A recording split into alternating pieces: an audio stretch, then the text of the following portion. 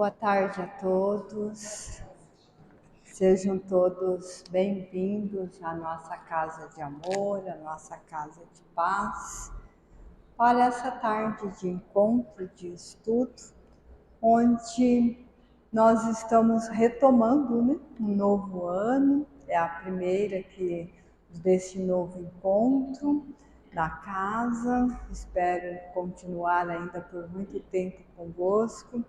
É sempre um prazer estar nesta casa de paz, de harmonia. E hoje nós vamos, no estudo, eu trouxe quando a gente procura ser um pouco melhor. Porque nós encarnamos para ser um pouco melhor de cada dia das nossas experiências. Nós nascemos, morremos e nascemos novamente. Este é o preceito de nossa doutrina. Lógico que dentro do cristianismo nós vamos encontrar outras denominações que não vai ver o nascimento e o renascimento como a reencarnação. Ele vai ver o nascer de novo através do batismo. O batismo pelas águas, como João fazia. Então, João, quando ele teve esse despertar para a vinda de Jesus, João Batista, o primo de Jesus, ele batizava as pessoas para que elas se arrependessem de seus erros, arrependessem de seus pecados, de seus percalços. Até que chegou Jesus e ele então diz que ele batizava pelo arrependimento dos erros e que Jesus batizaria pelo Espírito de verdade, que ele não era digno nem de desamarrar as tiras das sandálias. Então, muitas vezes e em muitos lugares, nós vamos encontrar os nossos irmãos que entendem a renovação, essa melhoria nossa, através do batismo. Então, eu tenho um procedimento de vida, uma maneira de viver, e eu aceito Jesus. Eu encontro com Jesus, batizo-me em nome de Jesus e eu renasci. Então eu tenho uma nova vida e eu estou salvo em nome de Jesus. Está correto isso? Está correto. Assim como está correto nós entendermos que se nós temos um erro, se nós cometemos falhas e nós temos um encontro com Jesus e mudamos a nossa vida, nós mudamos a nossa maneira de ver e de fazer e de agir, nós também estamos salvos. Salvos de quê? Salvos de nós mesmos. Salvos dos nossos erros e das atitudes que nós podemos fazer. Então, muitas vezes nós queremos que as pessoas em torno de nós tenham uma atitude maravilhosa. Nós queremos, por exemplo, que o nosso esposo, que a nossa esposa, que os nossos filhos tenham uma atitude maravilhosa, mas nós não temos essa atitude maravilhosa para com eles. Fica muito difícil da gente receber um carinho, receber um amor, receber uma palavra de carinho, receber uma palavra de incentivo, receber um incentivo de paciência, se nós não temos, se nós não agimos desta maneira. Então, tudo na vida parte do princípio e parte do exemplo. Então, João Batista deu o exemplo, ele mesmo errando, ele mesmo se arrependendo, e do batismo, desse arrependimento, ele fazendo uma ritualística do batismo, de uma renovação, de uma vida nova. Aquele povo de Jesus, eles tinham como hábito cada vez que acontecia alguma coisa muito séria na sua vida, eles tinham um hábito, uma ritualística de fazer alguma coisa, de fazer uma pedra de marketing. Então, por exemplo, de hábito. Por exemplo, um luto muito difícil, eles se rasgavam as roupas, vestiam uma roupa de saco, de juta. A juta é um material que a gente compra em lojas de artesanato para decorar a época da Páscoa. Já estamos na época da Páscoa, né? Então a gente compra essa juta para fazer a decoração da época de Páscoa. Então eles rasgavam as vestes, se vestiam de sacos, colocavam cinzas na cabeça para que as pessoas pudessem ver a sua dor, o seu sofrimento, a sua angústia, e isto servir de exemplo e também para que as pessoas entendessem que aquela casa, naquele momento, estava de luto fechado, estava numa dor fechada. Com o tempo, isso passou de tirar a roupa de saco e cinza para, dependendo da cultura, vestir-se de preto. No Brasil, veste-se de preto, no Japão, branco. E tem alguns outros países que vestem de outra cor para representar esse luto fechado, essa dor, essa angústia que você está sentindo. Então, as viúvas ficavam um ano todo de luto, né? E a tradição bíblica diz um ano todo de luto. Então as viúvas ficavam, os viúvos, um ano todo de luto, com essa roupa fechada, nessa cor escura, fechada, para representar essa dor, para que o outro pudesse ver esse exemplo. Então a nossa vida, tudo aquilo que nós queremos receber, nós temos que exemplificar. Eu estou pegando tradições para a gente ver o quanto que é importante a gente exemplificar. Jesus fez a mesma coisa. Tudo que Jesus pediu para nós fazermos, ele exemplificou primeiro. Então, quando a gente fala que nós somos discípulos de Jesus, nós temos que ter esse entendimento que mais do que falar de sermos discípulos de Jesus, é exemplificar os seus princípios. Entender os seus princípios, no que nós queremos ser o melhor, no que nós precisamos fazer de melhor, dar o nosso melhor. Porque hoje nós não estamos, devido ao modernismo que nós vivemos hoje, devido à tecnologia, nós estávamos até comentando aqui da tecnologia, devido ao fácil acesso que nós temos a redes, nós estamos fazendo uma desconexão conosco mesmo.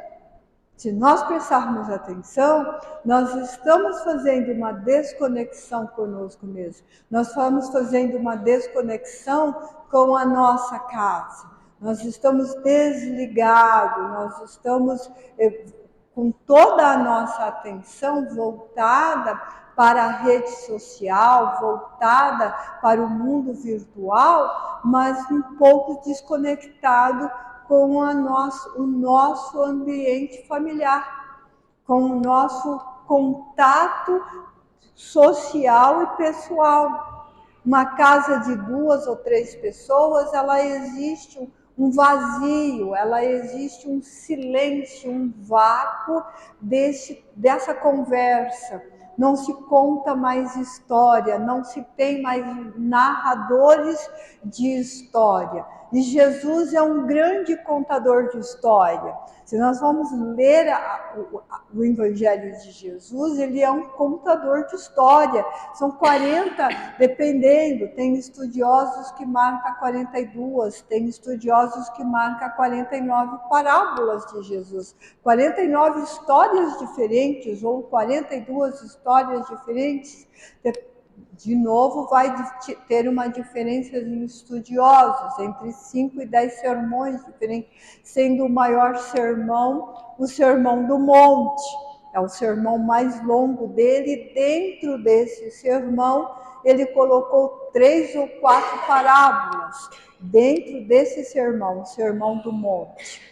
Parábolas curtas, a parábola da pérola, a parábola do fermento está dentro do Sermão do Monte. Então ele é um grande contador de história e Jesus é um homem social. Ele veio trazer uma coisa que não existia naquela época. Não existia essa sociabilidade naquela época. E aonde ele andava com uma multidão.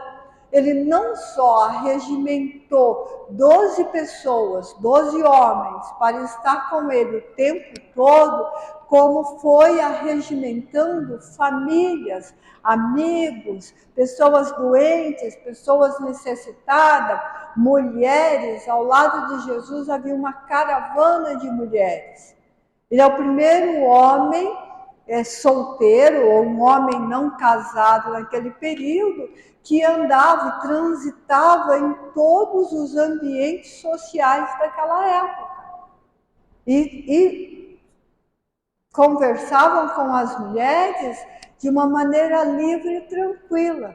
E quando a gente fala disso, dá a impressão que era uma coisa assim comum, que acontecia. Não, não era, era proibido. A gente vê, hoje a gente vê nas mídias, não sei o que, a família apedrejou o filho ou a filha porque descobriu um rosto, ou porque alguém mexeu com ela na rua, lá no mundo deles. Ainda é assim lá.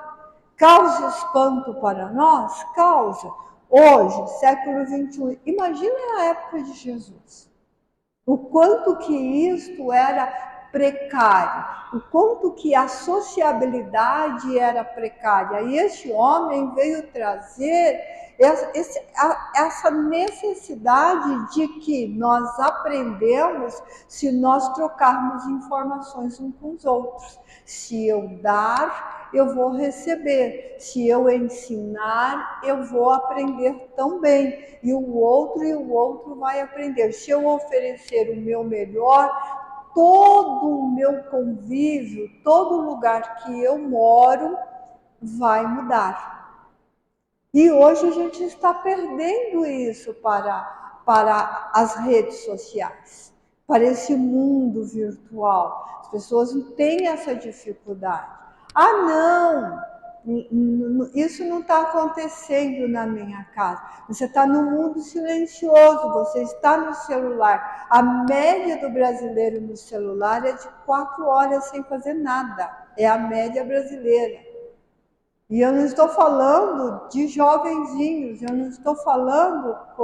Hoje nós temos bebês viciados, vão dormir com delírios trêmulos, a mãozinha tocando no celular, o toque do celular. Bebês de 10 meses, 2 anos, 1 ano e pouco, sendo que nem deveria se aproximar de uma tela. Nós temos marido e mulher que não conversam, que vão no carro, um dirigindo e falando no celular, conversando o tempo todo, e o outro ao lado também. Dificilmente vai conversando dentro de casa. Então, isso é muito complexo. A gente vê isso e é uma realidade. Você vai num restaurante, às vezes eu fico olhando para ele e falo assim, nossa, é inacreditável, essa família inteira à mesa e todo mundo no celular. Está fazendo o que ali? Para que está ali? Mas é porque ele foi lá para comer. Pede comida pronta para entregar em casa. Para que sair de casa? Para que se trocar? Para que pagar estacionamento? Para que todo o sacrifício, esperar a mesa, a reserva e tal, para cada um ficar no celular? Você vai num lugar que tem uma pessoa fazendo um show ao vivo, você não presta atenção na música. Nós fomos um dia um almoço com música ao vivo. eu ergui a mão e pedi para o cantor a música X, o cantor levou um susto, depois ele disse para a gente que nunca a pessoa interage, nunca a pessoa pede.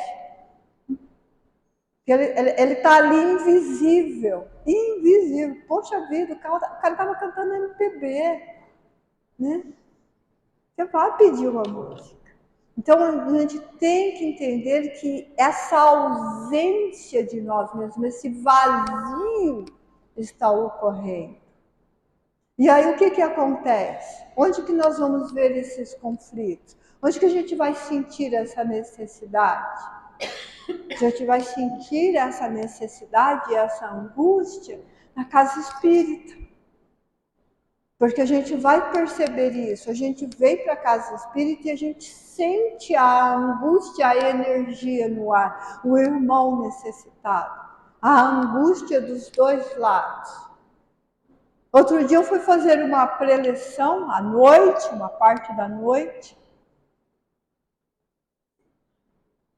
e a casa estava cheia, e eles estavam prestando atenção, não tinha lugar, não tinha mais cadeira vazia, uma casa pequenininha, bem pequenininha, não tinha mais cadeira, mas tinha o dobro de público de desencarnado.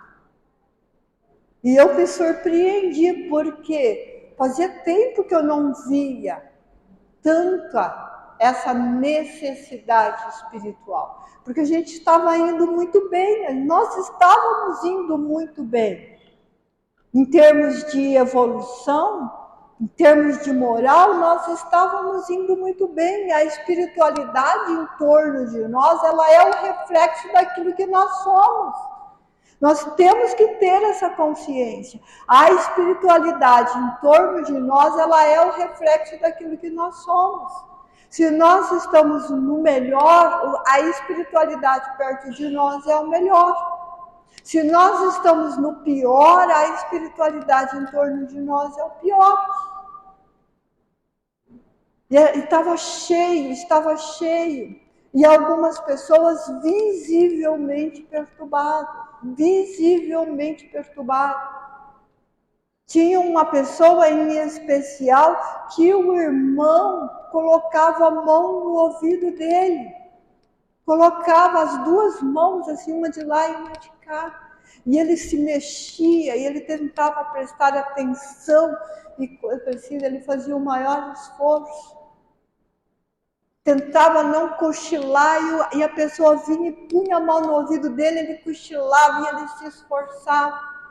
Delicadamente, eu não estava no aparelho, não estava gravando, delicadamente, conversando, eu cheguei perto dele, coloquei a mão no ombro dele e disse: fique firme, confie, a espiritualidade amiga está aqui. E fui conversando. Lógico que o irmão que estava perturbando não gostou da situação. Saiu, ficou um pouco distante assim, e disse para mim assim: não gostei disso. Mas o que significa isso, gente? Significa o quê? Que nós estávamos indo muito bem. Por que nós estamos vendo essa necessidade eminente em todos os lugares? Por que nós estamos tristes? Uma grande parte disso é o vazio existencial e o virtualismo que nós estamos vivendo. Nós estamos nos perdendo dentro do virtual, desconectando com a nossa casa, desconectando com a nossa realidade, desconectando com a nossa família, desconectando com um bom livro, desconectando com a família espiritual, desconectando com os amigos espirituais, esquecendo a hora do Evangelho, esquecendo que o dia X é o dia do Evangelho no lar. Uma pessoa me falou outro dia, ela disse assim: nossa, Sônia, 3 dias depois é que eu me lembrei do Evangelho do lar. 3 dias depois. Isso é uma desconexão. Nós não podemos desconectar com a espiritualidade. Nós vamos bem quando nós estamos com a espiritualidade em torno de nós. A espiritualidade amiga, nos auxiliando. A nossa vida vai bem quando nós estamos com os amigos do nosso lado, cuidando de nós. E eles vão cuidando de nós. Qual é a função deles em torno de nós? Livro dos Espíritos, questões 491, 490. O amigo protetor é nos aconselhar, como um pai aconselha o seu filho. Como um pai aconselha o seu filho, dar uma boa orientação, dizer para a gente, cuidado, você está fazendo errado, arrependei-vos de vossos pecados, dizia João lá no passado. Arrependei-vos de ficar desligado, desconectado. Aquele que vos batiza pelo Espírito Santo virá, e veio, que é Jesus. E ele disse, eu vou e enviarei em meu nome o Espírito Santo de Deus, que estará convosco em todos os tempos, até o fim dos tempos. Quando que é o fim dos tempos? Quando que é o fim dos tempos? Se eu sou a favor da teoria da conspiração, o fim dos tempos é quando a Terra explodir, de preferência na Terceira Guerra Mundial. Né? Você sabe, viu isso? Como que nós gostamos das coisas ruins? Nós gostamos das coisas ruins. Nós temos habilidade de lidar com as coisas ruins. O fim dos tempos é o fim dos tempos nosso em expiações e provas. Porque a partir do momento que a gente já sabe andar sozinho, não precisa de um acompanhante. Todos aqui, ou a maioria que estão aqui, são pais, ou ajudou a criar alguém. A gente cuida do filhinho e ajuda quando ele é pequenininho. Ele não sabe andar ou ele está dando os primeiros passinhos, mãe cuidadosa, né? Vai atrás, tentando segurar. Se cair, eu pego. Mas a partir do instante que sabe andar com os próprios pés, a gente deixa ir. Ou deveria deixar ir. Porque a melhor coisa e a coisa mais importante que um pai e uma mãe pode fazer para o seu filho é ensiná-lo a viver sem o pai e a mãe. Porque pai e mãe não dura para sempre. Não dura. E quando a gente parte, e nós vamos partir, eles precisam estar firme na vida deles, sem angústia e sem desespero. E quem prepara os filhos para o luto são os pais. É a última tarefa, quando os cabelinhos ficam assim, a última tarefa é ensinar os filhos a viver sem a nossa presença física. Porque nosso caçula tem 30 anos, né? A gente chama de menino. É o cara, 30 anos! A gente chama de menino. É que o meu menino não é tão menino assim. Então, a gente precisa ter essa característica, tem que ensinar a viver sozinho. Por quê? Porque é a nossa última tarefa, a nossa derradeira tarefa é ensinar os nossos filhos e netos e bisnetos a viver sozinhos, sem a nossa presença. Vovó, meu pai fala a seguinte coisa para o bisneto, acho tão lindinho, congregação cristã. Fala para a bisnetinha de 7 anos. Logo o vovô, o Bisa, está comprando passagem para a outra estação. Naquela estação você ainda não pode ir.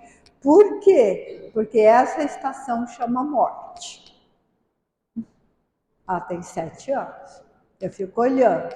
Detalhe, meu pai tem Alzheimer, mas não esquece de ensinar a bisneta que logo está comprando passagem para outra estação. Aí outro dia eu brinquei com ele, e aí pai, não comprou essa passagem ainda? Tá cara essa passagem. Eu falei, tá filha, quando eu acho que ela vai acontecer, eu dou uma melhor, né? Então tá aqui. Brincadeiras à parte, mas é o quê? É ensinar que a gente tem que deixar essa última tarefa prontinha, bonitinha. Porque senão a gente deixa filhos depressivos, netos amargurados. E nós não podemos fazer isso. Nós encarnamos para dar o nosso melhor, a minha pergunta inicial, e deixar em torno de nós melhores que quando viemos. E ao mesmo tempo preparar semeadura para quando a gente voltar. Imagina deixar bisnetos depressivos ou netos depressivos. Daí você vai nascer numa casa depressiva? Não pode. Porque onde é que a gente nasce? A gente nasce na mesma família que a gente deixou. Por isso que a gente tem que estar sempre ensinando e aprendendo, deixando a tarefa pronta e o caminho aberto. Este é o nosso melhor. Nossa mensagem de hoje é exemplificando desde João, lá no batismo, arrependei de vossos erros, até Jesus hoje. Nós temos que semear, colher, preparar, porque a nossa família, ela é também o nosso Deus. É nela que nós retornamos. Por isso que a gente tem que deixá-la melhor do que quando aqui chegamos. Entenderam? E por isso que a gente não pode desconectar da nossa família. Para renascer, a gente não nasce no computador. Ainda não inventaram um jeito da gente nascer no computador. A gente precisa nascer do ser humano.